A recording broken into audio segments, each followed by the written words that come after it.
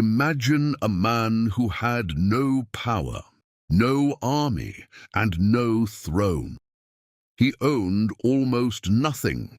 He wandered from city to city, often hungry, sometimes mocked, and frequently ignored by the very rulers he was trying to help. And yet, this one man changed the lives of more than 1 billion people. His ideas still shape how families are built, how governments are run, and how children are taught. More than 2,500 years after his death. Who was he? His name was Confucius, but the world would come to know him by another name, Confucius. Welcome to English Through Great Stories, the channel where language and wisdom grow together. Today we journey into ancient China, into a world of conflict and beauty, to meet one of history's most remarkable human beings. Sit back, open your mind, and let the story begin. Chapter 1. A Child Born into Hardship. The year was 551 BCE. In the small state of Lu, in what is now the Shandong province of eastern China, a boy was born into a world that offered him very little. His father, He, was an elderly soldier, a man of minor noble rank but little wealth. His mother, Zhengzai, was a young woman who married him in unusual and difficult circumstances. When Confucius was only 3 years old, his father died. And so, from almost the very beginning, life asked this child to face the world without a guide. His mother raised him alone, in poverty. They lived on the edge of respectability. Not quite noble, not quite common. This in-between status would mark Confucius his entire life. He was too low to be accepted easily by the ruling class, yet too proud and too educated to blend into the world of ordinary laborers. He existed from childhood in a kind of gap, and perhaps it was precisely that gap that made him ask such deep and uncomfortable questions about society. China in the 6th century BCE was a collection of competing kingdoms. The Zhou dynasty nominally in charge, but its power crumbling. Local lords fought each other constantly. People suffered, and the old rituals and codes of honor that had once held society together were abandoned for greed and violence. Into this broken world, Confucius was born. And yet, despite the hardship, there was something extraordinary about this boy. Even as a child, he was drawn to ritual and ceremony. While other boys played at games of war, young Confucius would set up ritual objects and perform ceremonies he had observed at temples. His mother recognized it for what it was: reverence, curiosity, a soul reaching towards something larger than itself. His mother worked hard to give him what education she could manage. She died when he was in his early 20s, before she could see what her son would become. Confucius grieved her deeply, performing 3 full years of mourning as tradition demanded. This was not mere performance. For Confucius, honoring the dead, especially one's parents, was among the most sacred of all human duties. He called it shao, filial piety, and it would become one of the pillars of everything he taught. Chapter 2. The Young Man Who Loved Learning.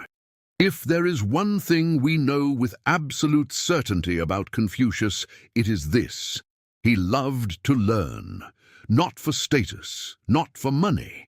He loved it the way some people love music, or the way the sun loves to rise, because it was simply what he was made to do.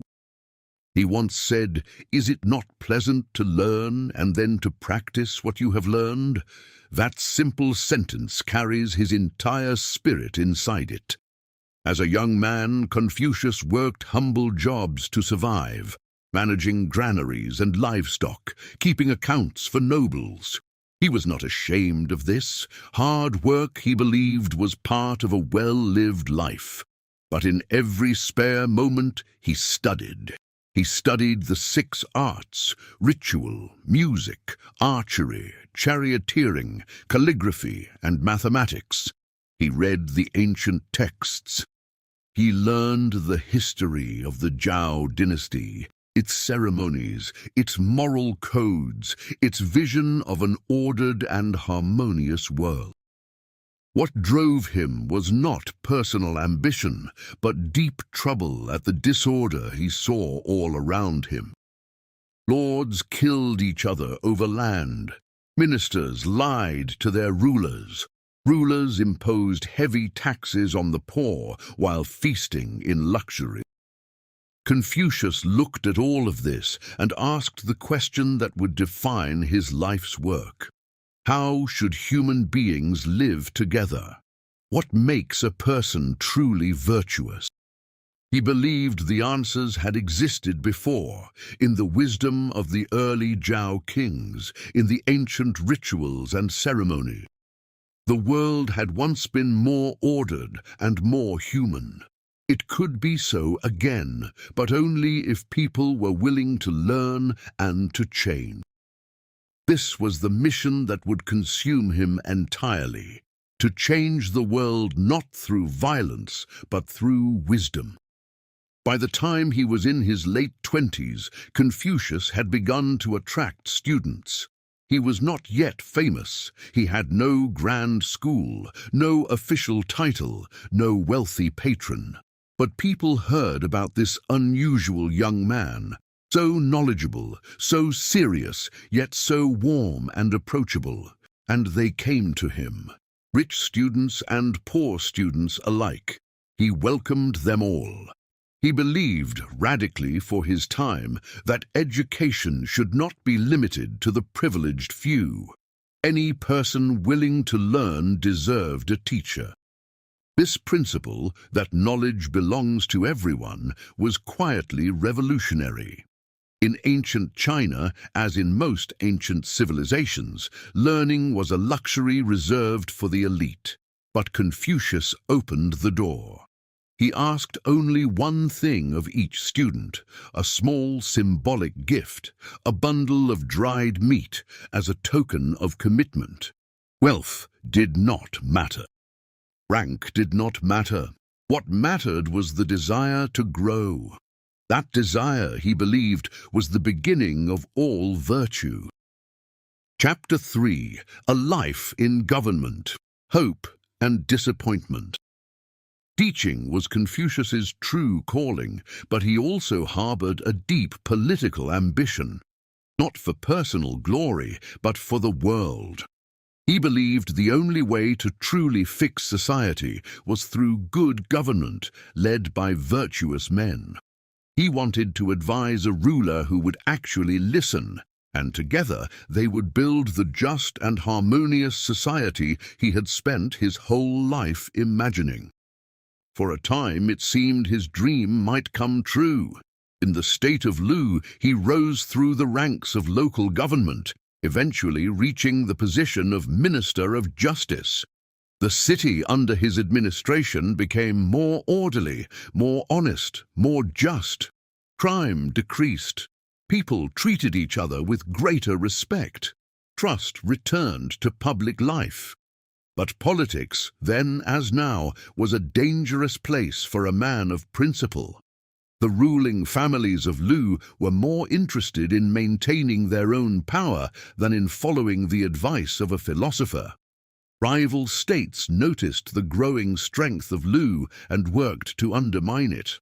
They sent the Duke of Lu a gift, 80 beautiful singing girls and a group of fine horses designed to distract him from the business of good governance. The Duke was delighted. Confucius was disgusted. When it became clear that the Duke was no longer interested in serious reform, that entertainment had won over wisdom, Confucius made a painful decision. He left. He resigned his position, gathered a small group of loyal students, and walked away from the only state he had ever called home. He was approximately 56 years old. Everything he had worked toward in government was gone. And yet he did not give up. He simply turned the road itself into a classroom. Chapter 4. The Wandering Years. Teaching on the Road. For the next 13 years, from roughly 497 to 484 BCE, Confucius and his disciples wandered across China, traveling through the states of Wei, Song, Chen, Kai, and others. They slept in rough inns or under open skies, sometimes welcomed, sometimes turned away. There were moments of real danger. In one territory, local soldiers surrounded them, believing Confucius was someone they wanted dead. They were trapped for days without food. During those desperate days, one of his students asked with panic in his voice, "Master, has a great man no way out in times of extremity?" And Confucius, calm as ever, replied, "A great man holds firm when under pressure. It is only the petty man who collapses." He was living those words at that very moment, surrounded by men who might wish to harm him. The test of a philosophy is whether you can hold to it when everything is falling apart. Confucius passed that test. The wandering years were, in many ways, the most important years of his life. Without the structure of government, he gave himself entirely to his students. He was not a passive teacher who lectured from a distance. He asked questions, he challenged, and he tailored his guidance to each student individually. The Analects, the collection of his recorded conversations, is full of these moments. Two students might ask the same question and receive entirely different answers. One student who was naturally cautious was told to act boldly. Another, who was naturally impulsive, was told to think first and consult others. Confucius understood that wisdom is not a single prescription that works for everyone. It must be adapted to the person, to the moment, to the specific human being standing before you. This was teaching at its finest. Among his closest students, he formed bonds that went far beyond the usual teacher-pupil relationship. There was Zilu, brave, sometimes reckless, fiercely loyal. There was Yan Hui, Confucius's favorite, gentle and brilliant, living in poverty with extraordinary contentment. Confucius once said of him, "A single bamboo bowl of rice, a single gourd of drink, living in a narrow alley, others would find this unbearable, but Yan Hui does not change his joy." Chapter 5. The Heart of His Philosophy. Ren, Li, and Yi. What exactly did Confucius teach?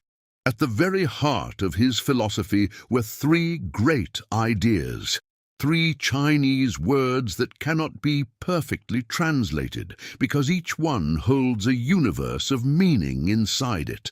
The first is Ren, the second is Li, the third is Yi.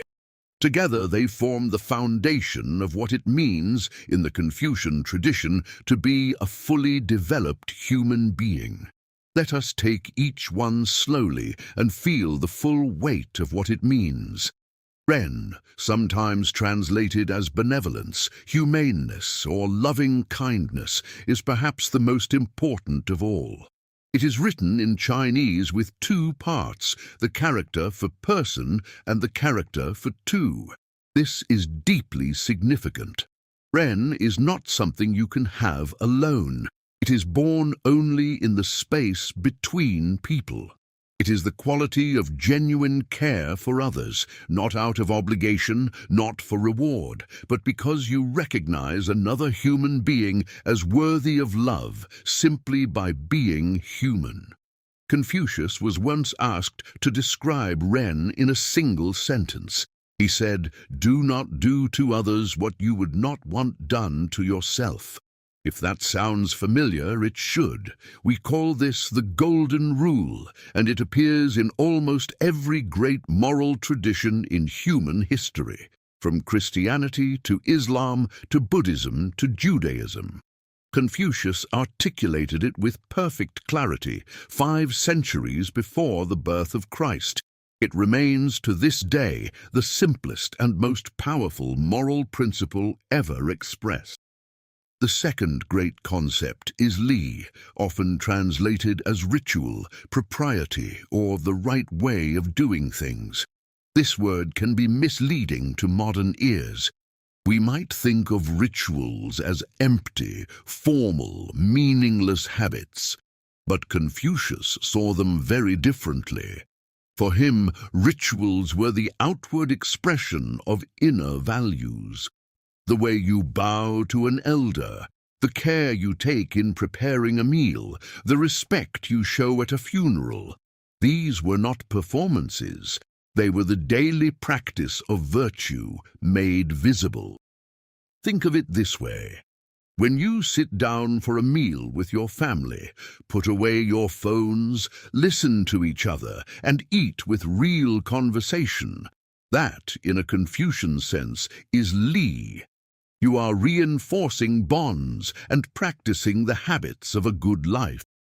B says, how you do the small things every day is how you build the large things over a lifetime. The third great concept is yi, righteousness or moral rightness. Yi is about doing what is correct, not what is easy. Not what benefits you personally, but what is genuinely right in a given situation. Confucius was deeply suspicious of people who acted virtuously only when it was convenient for them. True virtue, he insisted, requires cost. It means speaking an uncomfortable truth when silence would be safer. It means refusing an advantage that comes at someone else's expense. E is integrity in action. Around these 3 ideas, Ren, Li, Yi, Confucius built a complete vision of the good society. The ruler led with virtue, not fear. The minister advised with honesty, not flattery. Parents raised children with love. Children returned that love with gratitude. Husbands and wives treated each other with mutual respect. Friends were loyal and truthful. Every relationship had its proper form and its proper feeling. Structure holding feeling, feeling giving life to structure. He called the ideal human being the Junzi, often translated as gentleman, but really meaning a person of noble character. Importantly, Confucius did not believe the Junzi was born. He was made through learning, self-reflection, and deliberate practice of virtue. Any person, regardless of birth, could become a Junzi. This was a deeply hopeful message in a world that too often decided a person's worth at birth and never reconsidered. Chapter 6, The Analects, Words That Survived Centuries. Confucius himself wrote almost nothing. His words were recorded by his students, who in turn passed them to their students. Eventually, a collection was assembled, the Lun Yu, which we know in English as the Analects of Confucius. It is a remarkable document. It is not a long, systematic philosophical treatise. It is something far more alive, a collection of short conversations, observations, and sayings, each one a small window into the mind of a singular man. Reading the Analects is a unique experience. You are not being lectured, you are eavesdropping. You see Confucius admitting his own failures. You see him laughing, grieving, losing patience, expressing pride in a student, confessing that he is not yet the man he wishes to be. At 15, he once said, "My heart was set on learning. At 30, I stood firm. At 40, I had no doubts. At 50, I understood heaven's will. At 60, my ear was attuned to truth. At 70, I could follow my heart's desire without transgressing what was right." That passage is a lifetime compressed into 6 sentences. Even Confucius, the great teacher himself, took 70 years to fully align his inner desires with genuine goodness. This is perhaps the most encouraging thing he ever said. We do not need to be perfect now. We simply need to keep going, keep trying to become a little better than we were yesterday. The Analects nearly did not survive at all.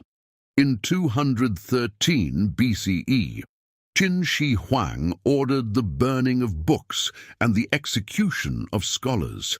Confucian texts were targeted directly, and for a terrible period, the carriers of this wisdom were silenced by fire and death. But the words of Confucius had already been written too deeply into the hearts of those who had learned them. Scholars hid texts in the walls of houses. Others memorized entire passages and preserved them in their minds alone.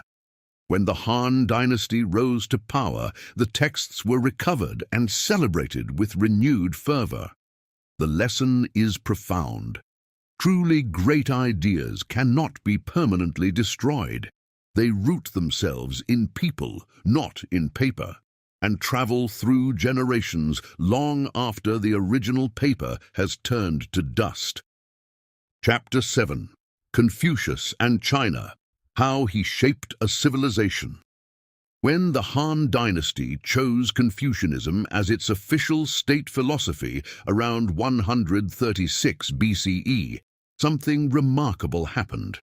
The ideas of one wandering teacher became the backbone of the world's most populous civilization. For the next 2,000 years, with some interruptions, Confucian thought would guide the education, governance, and moral life of China and much of East Asia. To understand China, and to understand Korea, Japan, and Vietnam, you must understand Confucius. His fingerprints are everywhere. One of the most concrete ways Confucianism shaped China was through the imperial examination system. For more than 13 centuries, from the Sui dynasty in the 6th century CE until the early 20th century, young men across China could advance their careers not through noble birth or military conquest, but by passing rigorous examinations in classical Confucian texts. This was, in its time, an extraordinary mechanism for social mobility.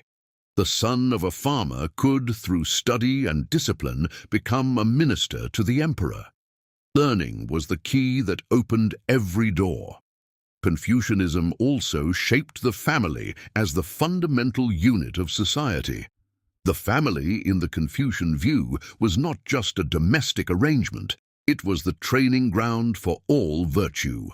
A person who could not love and respect their own parents could not be trusted to love and serve the wider community.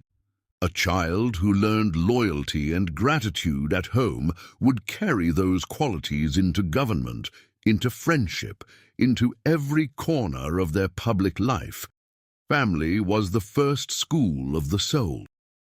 In Korea, the Joseon dynasty, which lasted from 1392 to 1897, was explicitly built on Confucian principles.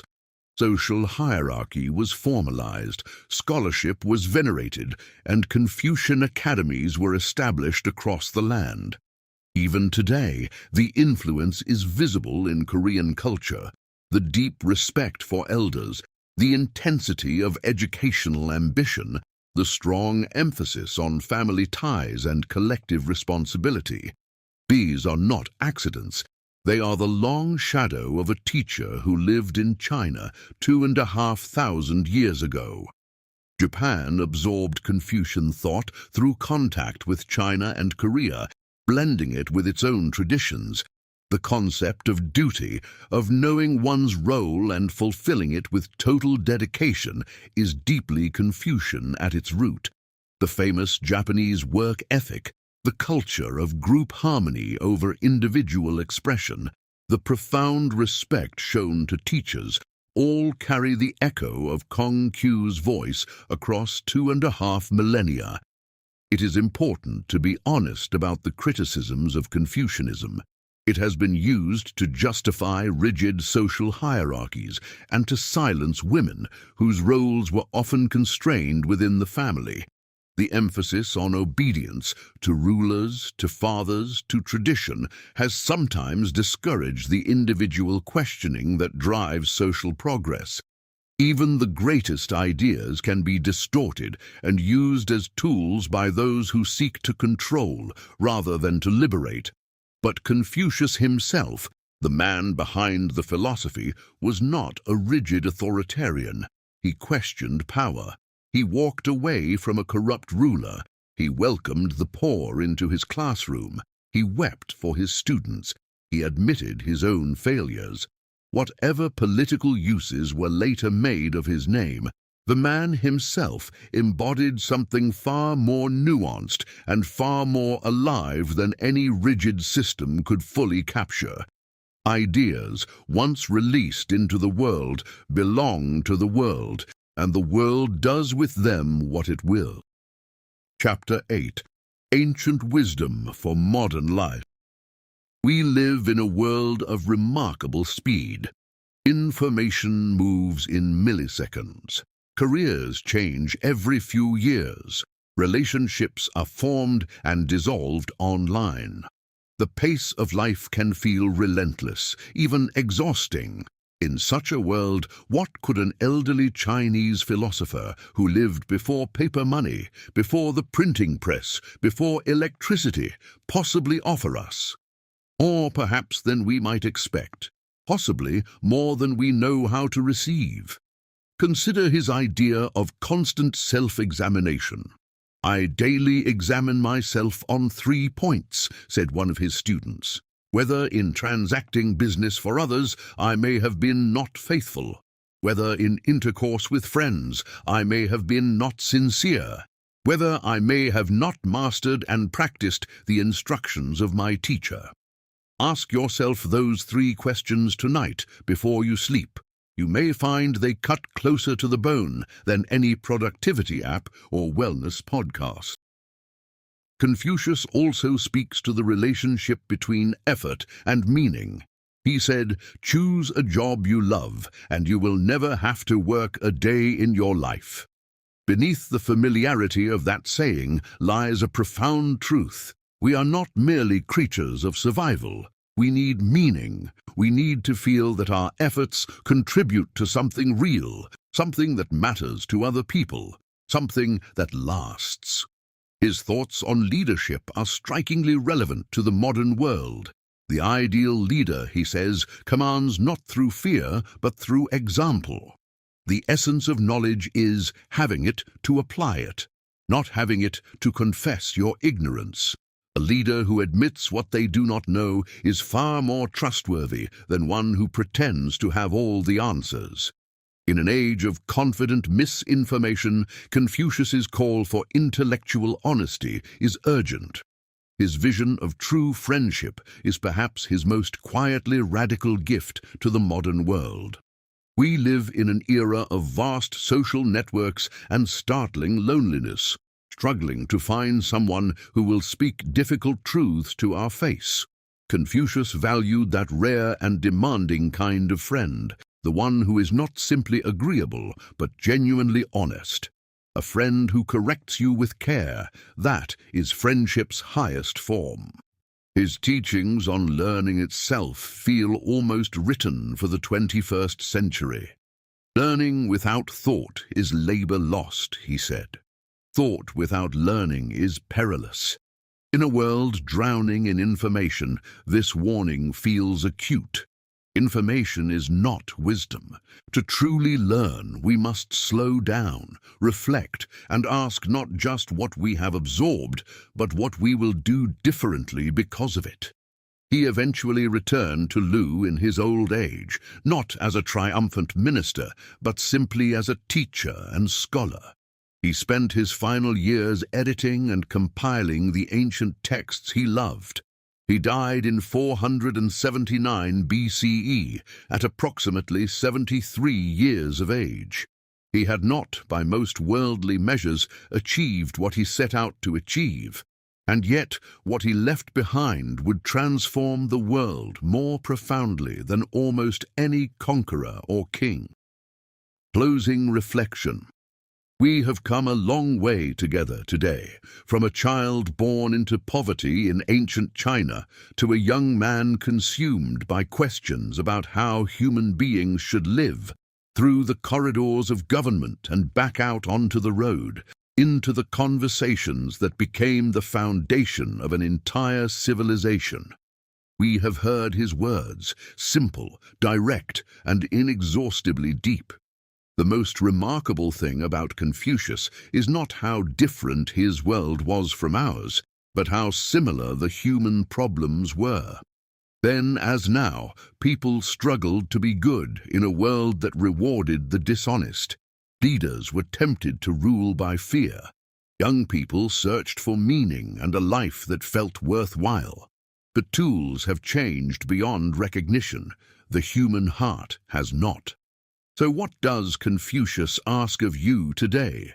He asks you to pay attention to the people around you and treat them as you would wish to be treated, to resist the easy path when you know the right path lies elsewhere, to keep learning, not for status or salary, but because a mind that keeps growing stays alive in a way that a closed mind never can. He asks you to look at the small, repeated actions of your days and ask whether they express the values you truly hold. Do you listen when someone speaks to you, or are you already forming your next sentence? Do you give your full attention to the people you love? These are Confucian questions. They are not comfortable ones, and that, of course, is exactly the point. He also asks something that cuts against the grain of our age. Be patient with yourself. Becoming a good person is the work of a lifetime, done daily, imperfectly, with setbacks and recoveries. Confucius himself took 70 years to get there. If the greatest moral teacher in Chinese history needed that long, perhaps you and I can afford to be a little more gentle with our own slow, stumbling progress. Near the end of his life, Confucius said, "It does not matter how slowly you go, as long as you do not stop." In those words is an entire philosophy of life. Keep going. Keep asking, keep trying to be a little more human, a little more kind, a little more honest than you were the day before. That is all. And that, it turns out, is everything. Confucius, died without an empire, without a throne, without a political victory to his name. He was buried with grief by his students, who mourned him for 3 years as they would mourn a father. And then they carried his words into the world, into courts and classrooms, families and fields, into the conversations of billions of people across 2,500 years. Not by force, not by conquest, by the simple, unstoppable power of a good idea, remembered with love. Thank you for spending this time with the story of Confucius. You have listened and learned, and in doing so, honored something Confucius held sacred, the act of paying attention. Keep listening, keep learning, and keep asking the questions that make us more fully human. Until next time, take care and keep going.